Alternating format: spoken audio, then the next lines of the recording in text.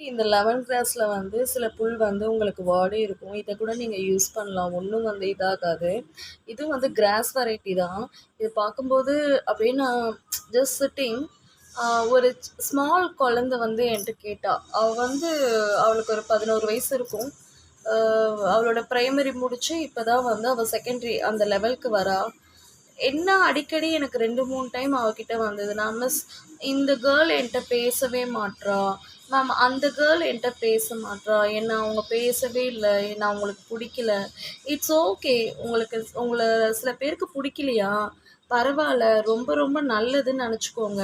புடிச்சா தான் ப்ராப்ளம். புடிக்கலன்னா ரொம்ப நல்லது. உங்க வேலைய போய் பாருங்க. அத நான் அந்த குழந்தைகிட்ட நான் அததான் சொன்னேன்.